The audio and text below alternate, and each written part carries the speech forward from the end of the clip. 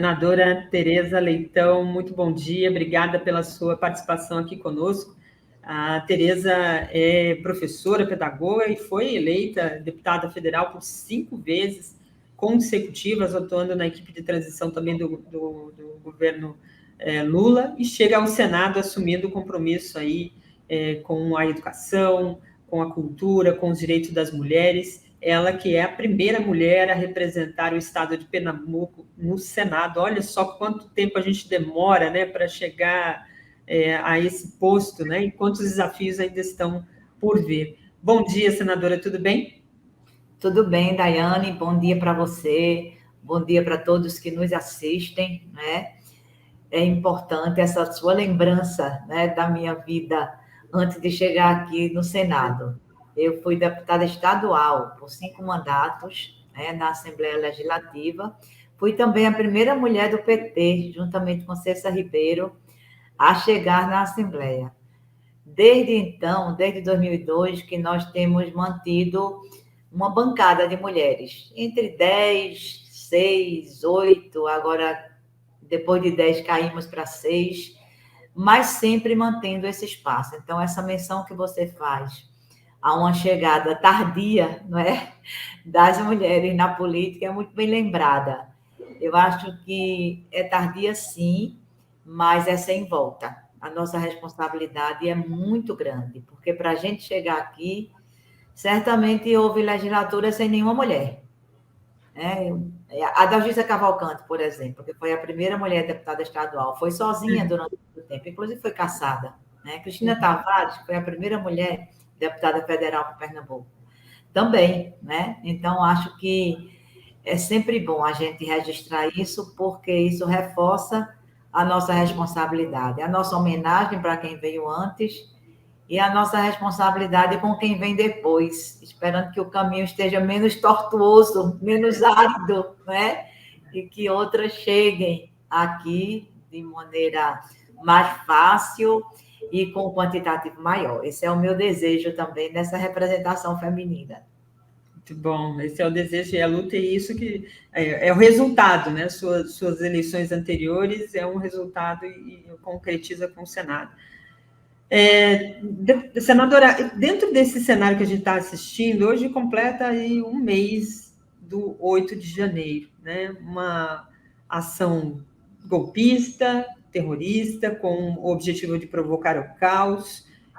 As instituições, a partir também muito da ação do governo federal, já devidamente impostado, né? Foi muito decisiva para primeiro organizar, defender, estabelecer as medidas necessárias e também defender as instituições. Como é que o Senado, na posse, né, no início do ano legislativo, fez muita referência a essa ação que destruiu aí boa parte dos 3 poderes, da sede dos 3 poderes. Hoje tudo encaminhado, parte dele já reconstruído, tudo funcionando. Queria que a senhora falasse um pouco dessa situação que nós vivemos e do que a senhora avalia, do que foi feito até agora para investigar, prender, apurar tudo isso e, principalmente, quem foi que articulou, foi responsável por tudo isso, está andando na medida correta? Como é que a senhora avalia? Eu acho que foi revelado mesmo, né, sem nenhum pudor, sem nenhuma reserva, que o golpe estava sendo gestado. Acho que a não aceitação do resultado eleitoral já é um indicador muito forte disto. Nós tivemos apenas um episódio de não aceitação do resultado na segunda eleição de Dilma, quando Aécio Neves pediu recontagem dos votos, se deteve na esfera institucional. Pediu recontagem, é uma coisa atípica, não é? Mas pediu e foi comprovado que estava tudo correto, tudo certinho. Dilma se impulsou presidenta e depois veio o golpe sobre ela. Também fruto, eu acho, muito desse processo. Porém, foi dentro das 4 linhas, né, da política.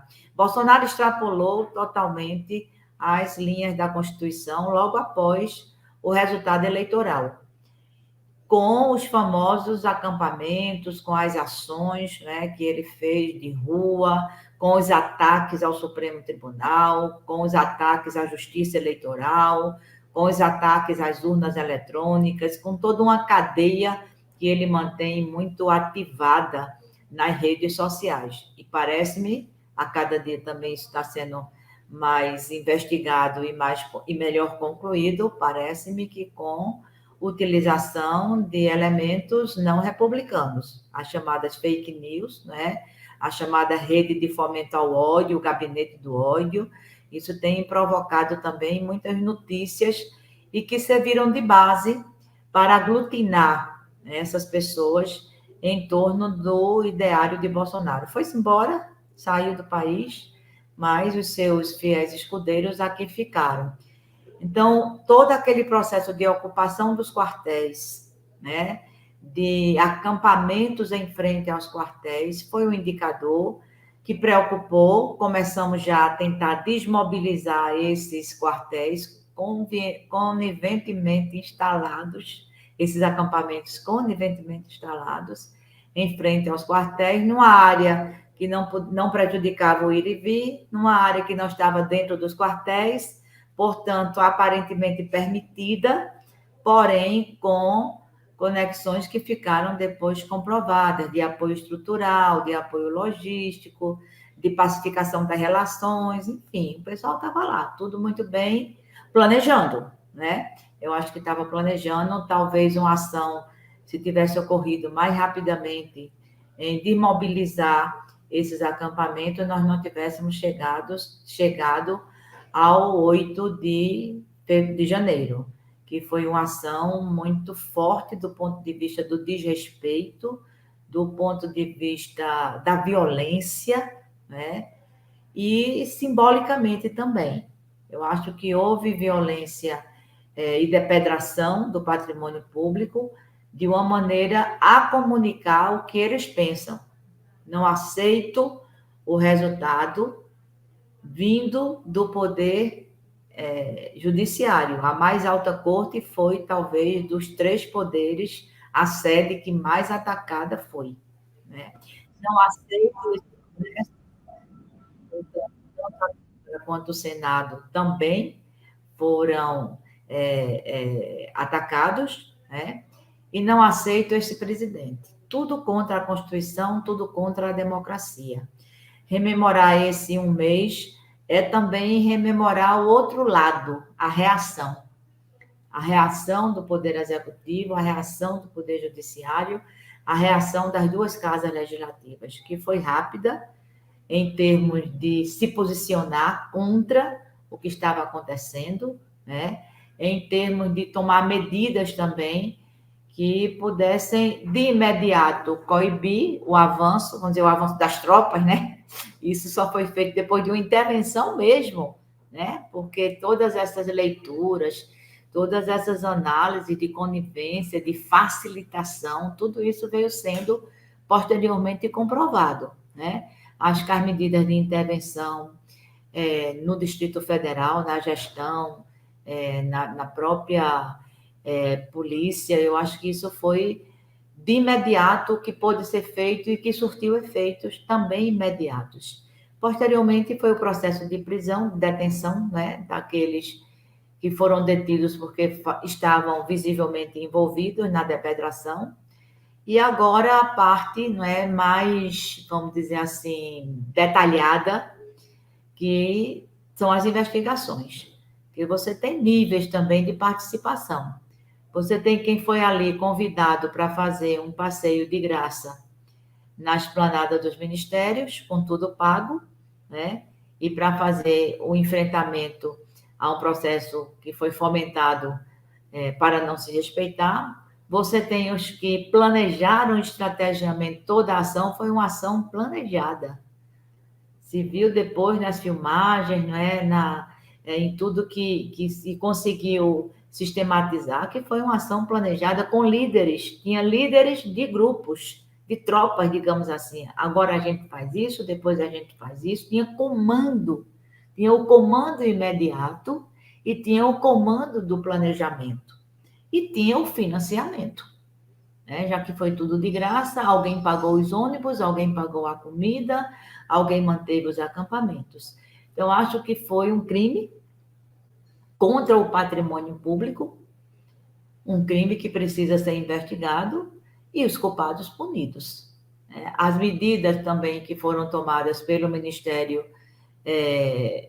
da Justiça, medidas de longo prazo, eu acho que também são medidas importantes. Agora, Daiane, além de tudo isso, eu acho que tem um fator da subjetividade que a gente precisa trabalhar.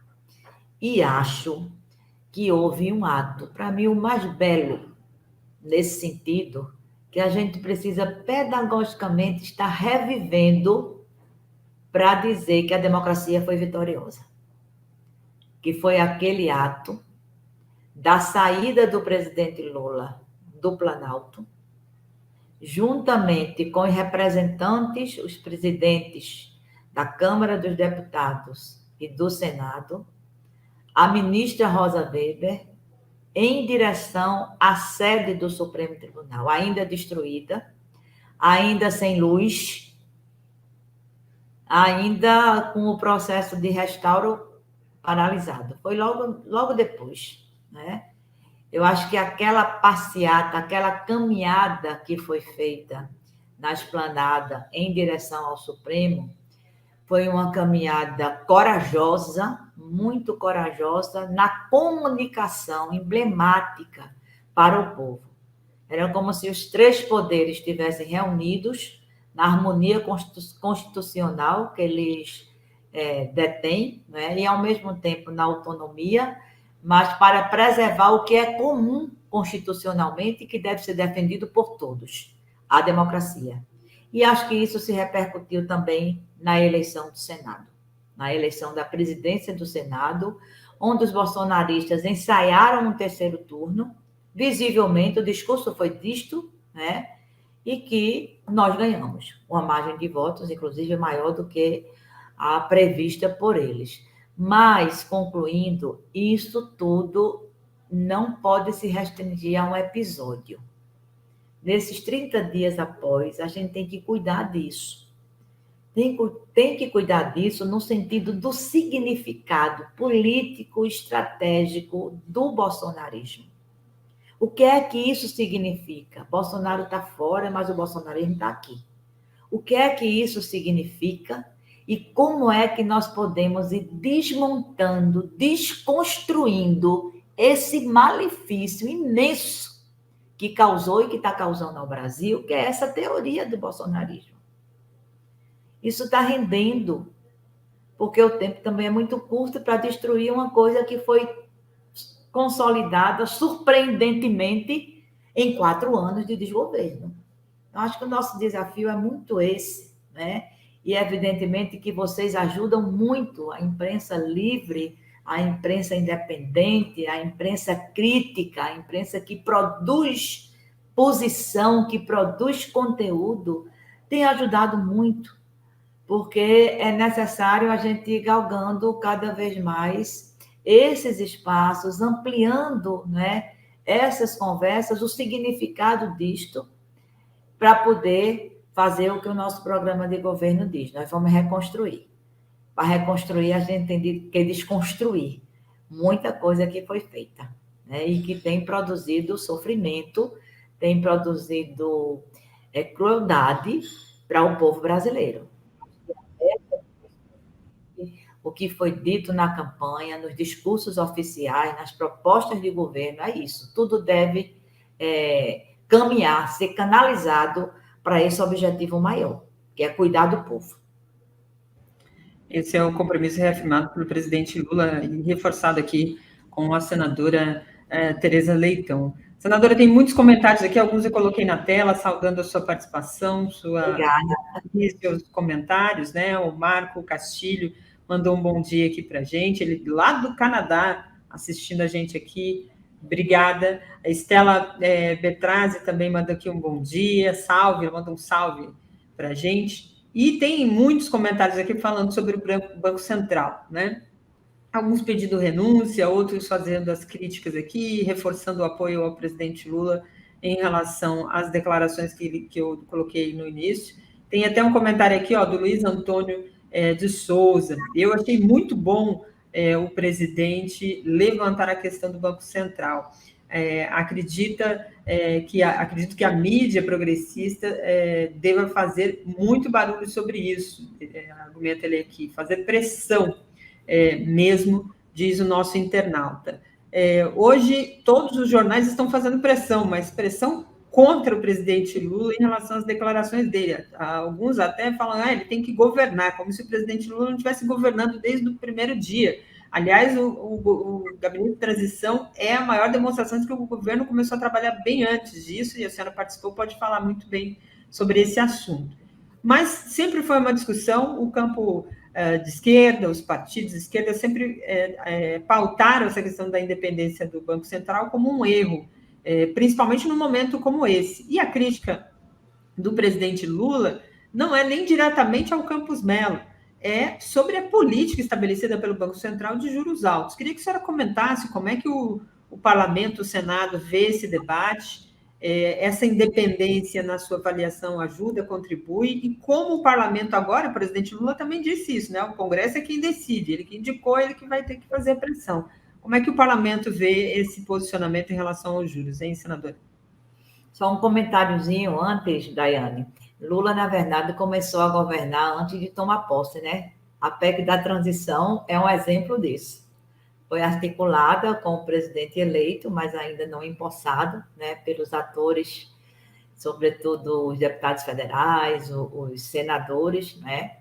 E aprovaram essa PEC no amplo processo de debate, no amplo processo de discussão, de acordos, né?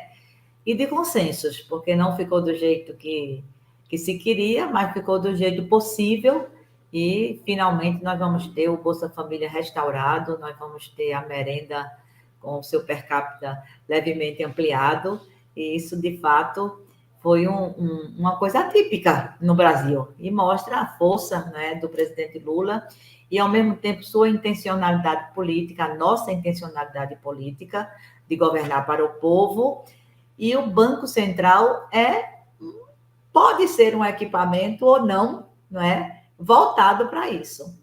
É como você bem disse, Lula não fez uma crítica direta a Campos Mello. O Campos Mello tem mandato, nós não vamos estar afanando o mandato de ninguém. Ele pode sair da presidência antes de terminar o mandato, isso é cláusula do regramento interno do Banco Central, se as metas não forem atingidas. Então, o líder, né, do Congresso já disse isso, nós não estamos correndo atrás do mandato de Campos Mello. Não foi isso que Lula disse, não é isso que o Congresso vai se pautar por isto. No entanto, é muito doloroso você conviver com juros de mais de 13%, o endividamento, né, das famílias é imenso, porque também isso é oscilante, né? O endividamento é imenso, isso prejudica os pequenos orçamentos familiares, isso prejudica o poder de compra, e isso está no nosso horizonte, para ser tratado, sim, para ser tratado por uma política fiscal, por uma política tributária que seja justa, né? Que equalize muita coisa, né, que a gente sabe que ainda é herança do governo Bolsonaro, e a preocupação do presidente Lula, eu acho que é legítima por conta do que ele deseja da economia para a economia do Brasil.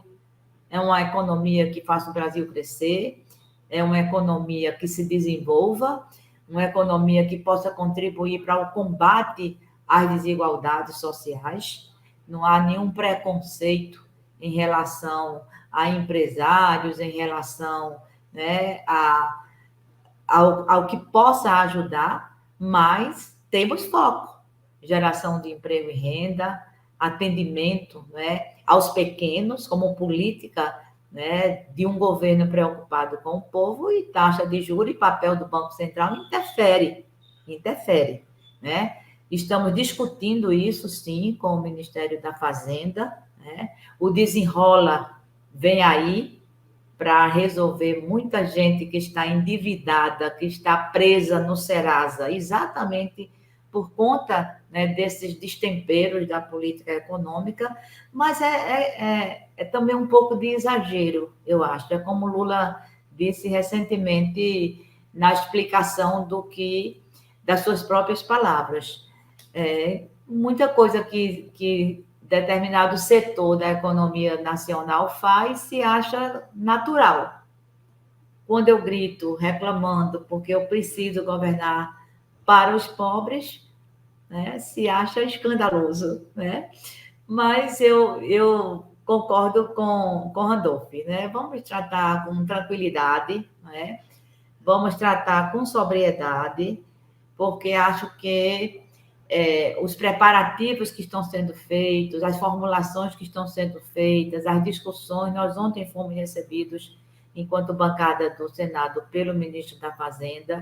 O horizonte é um horizonte de equilíbrio, é um horizonte de debate, é um horizonte que pode, sim, fazer com que a retomada do crescimento do Brasil seja uma retomada com distribuição de renda, seja uma retomada que produza também, né, a inclusão social. Os programas sociais precisam voltar com mais vigor, né? O Bolsa Família, o Minha Casa Minha Vida, as questões relacionadas à saúde, à farmácia popular, as questões relacionadas à educação. Tem muitos prefeitos por aqui, por Brasília, buscando emendas, e muitas dessas emendas são vinculadas à conclusão de obras de construção de quadras escolares, de creches. Então, isso tudo é prioridade para nós. Inês, um beijão para tu. Inês é de Portugal, Daiane. É uma professora, amiga minha. Me desculpe, mas eu tive que fazer esse comentário. Sim, ela botou de Alemar, né? Então, eu imaginei que fosse de Portugal mesmo, mas confirmando aqui. Então, um beijo carinhoso para a nossa internauta que acompanha aqui, e é uma amiga da senadora, seguindo ela aqui, assistindo a gente também no 247. A gente tem algum tempinho aqui, queria saudar também aqui o Chico Peixoto, mandou um super sticker aqui para a gente, coloquei aí na tela. Vão mandando aqui as suas perguntas, a gente vai caminhando aqui finalmente, mas ainda dá tempo de fazer algumas perguntas para a senadora. Senadora, a gente abriu aqui o programa com a senhora falando justamente da importância da sua chegada no Senado como uma primeira mulher nordestina a ocupar esse cargo, né? As mulheres, ao longo dos últimos anos, têm avançado nas suas campanhas, a gente tem criado políticas públicas importantes, principalmente nos partidos, para justamente estimular, fortalecer a participação da mulher na política, mas também temos vivido alguns reveses que são difíceis de tratar, né? A gente, no domingo, teve a cassação do mandato da Maria Tereza Capra, do PT de Santa Catarina, por denunciar ações golpistas, né, e gestos fascistas dentro desse ambiente de ascensão aí da extrema-direita fascista no Brasil. Essa denúncia que ela fez não é uma novidade em Santa Catarina e também não é uma novidade no Brasil, diante de tudo que a gente está assistindo. Esses grupos neonazistas que existem naquela região são organizados, vivem ações da Polícia Federal, da Polícia Civil, apreendendo materiais, prendendo gente, etc., justamente por conta desse tipo de ação. Então, nos espanta que a parlamentar tenha tido seu mandato cassado pelos seus pares por denunciar um crime, né?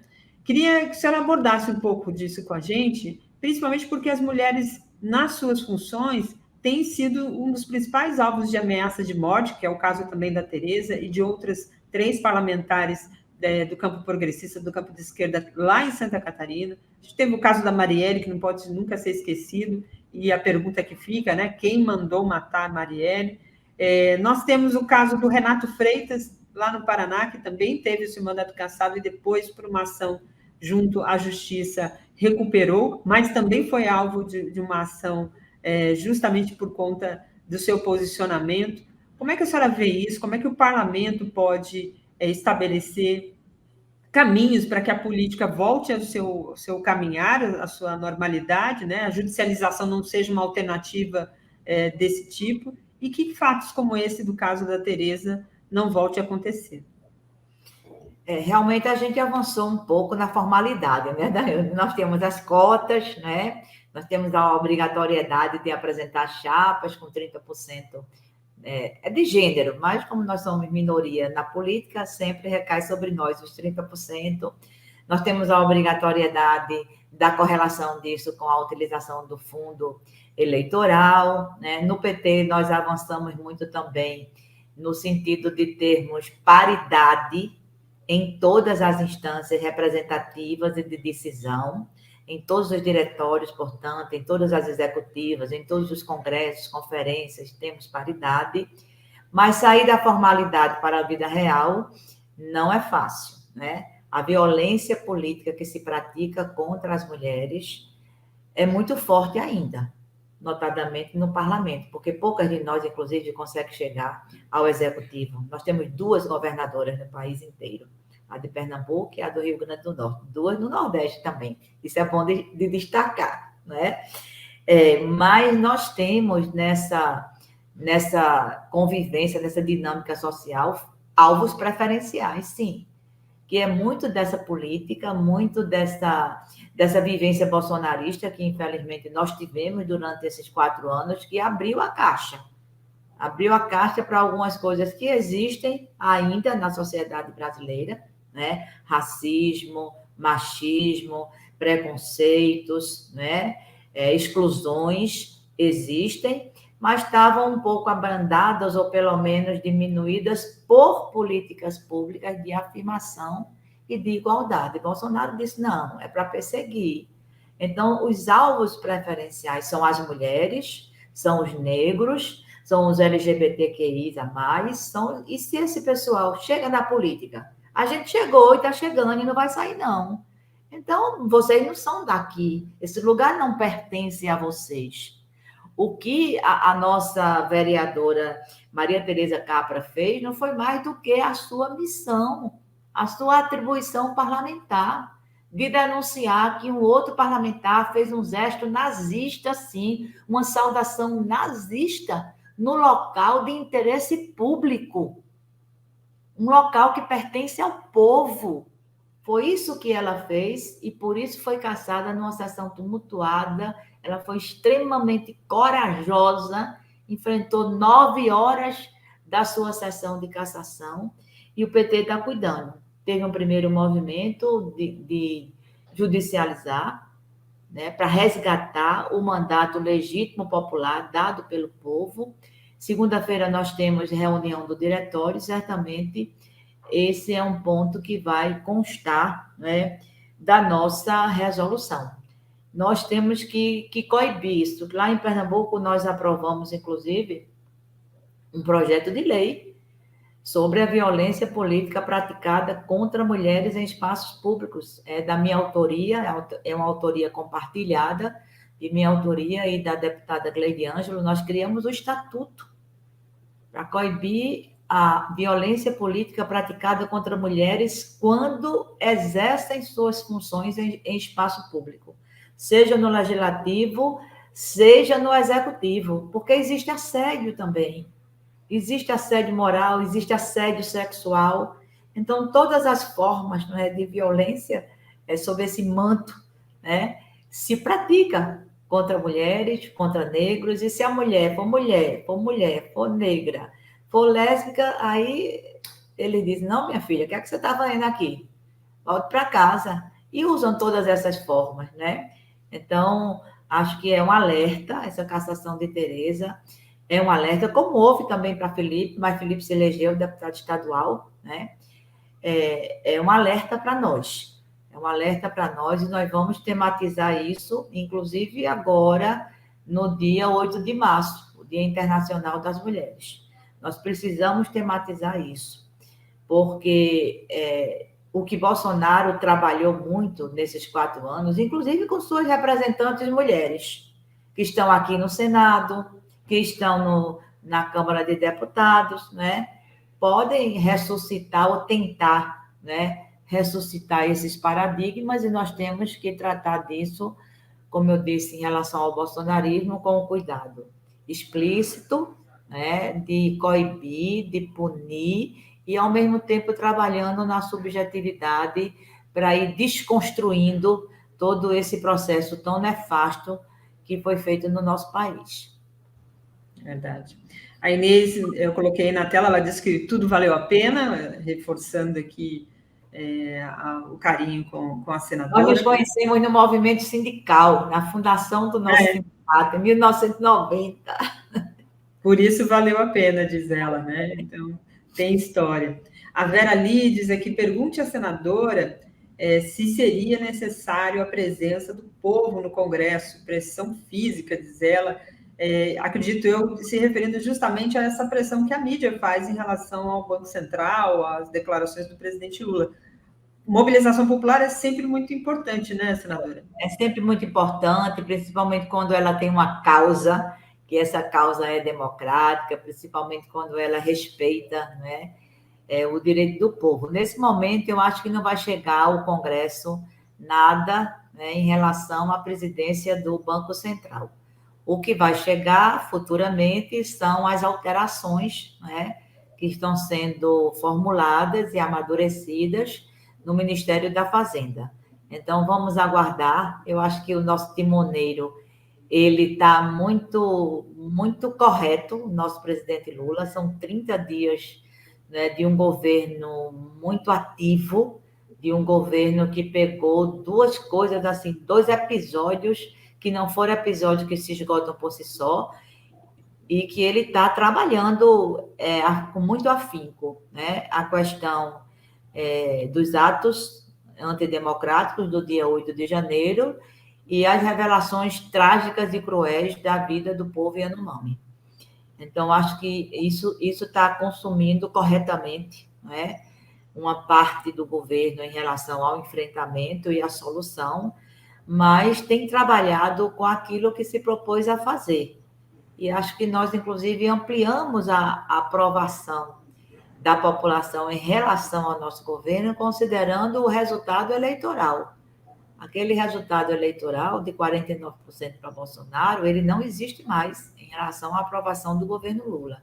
Então, é seguir um pouco isso, né? Ter muito cuidado, o nosso desafio é muito grande, a expectativa da população também. Então, o trabalho, eu acho que está sendo feito e com foco. Qual é o foco? Melhorar a vida do povo. O povo tem que comer de manhã, de tarde e de noite. E isso não é pouca coisa. Lula disse isso no seu primeiro governo, tá lembrada, né, Daiane? E teve gente que disse, que besteira, como se botar comida na mesa fosse fácil. Para alguns é, mas para muitos não é. Então, acho que isso Lula está conseguindo comunicar muito bem e nós vamos estar atuando de maneira, né, articulada, em compartilhamento com essa ideia. O que se for fazer no Senado, com certeza, vai ser nessa direção, não apenas por nós do PP. Eu acredito que nem apenas pela base aliada, mas podemos ampliar, né, esse conceito pela situação dramática em que setores do Brasil se encontram. A responsabilidade vai ser cobrada. Nós vamos cobrar de quem não tem e vamos dar a nossa. Vamos dar a nossa, né, gerando na alta para o povo voltar a ser feliz. É isso.